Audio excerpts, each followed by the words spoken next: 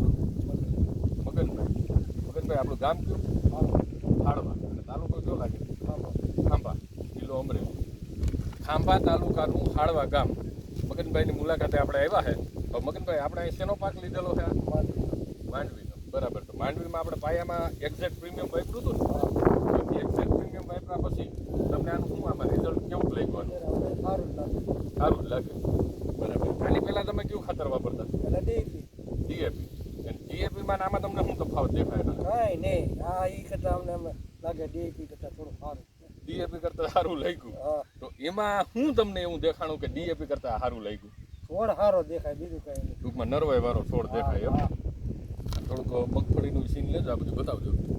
બરાબર. તો ટૂંકમાં ડીએપી જે વાપરતા એના કરતાં તમને આનો છોડ લીલો સમ દેખાય. અને જમીન ઓછી પડે, જમીન ટાણી લે, આમ કરી દે, ઓલી કડક કરી દે.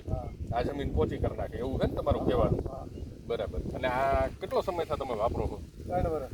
3 વર્ષ વાપરો. વાહ. ક્યાં ક્યાં પાકમાં તમે વાપરેલું? માંડવી, ઘઉં, બધા. ઘઉંમાં વાપરેલું? ઘઉંમાં તમને કેવા રિઝલ્ટ મળે? અમને તો સારા જ મળ્યા.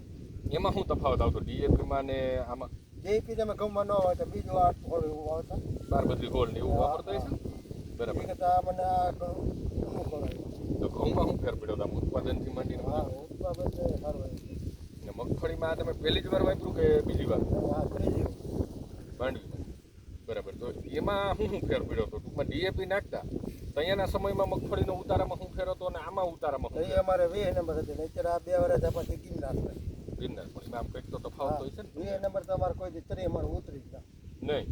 અને આ ઉતરે. ઉતરે. બરાબર. એટલો તફાવત પડ્યો ને તો કઈ વાંધો નહીં. તમને સંતોષ છે ને તો?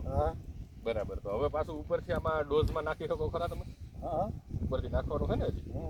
બરાબર. અને આ ખાતર તમે વાપર્યું તો હવે તમારા આડોશ પાડોશીના ખેડૂતોને તમે સલાહ દઈ શકો ખરા કે એક્સેટ પ્રીમિયમ ખાતર વપરાય? હા, તે અમે દઈએ છીએ. કહું ને આ નગર કોઈ દી ન વાપરતા, એ તો આ ઓણથી શરૂ કરી દીધું, ચાલુ કરી દીધું ને એ લોકોએ. ભલે હાલો, થેન્ક યુ, આભાર તમારો.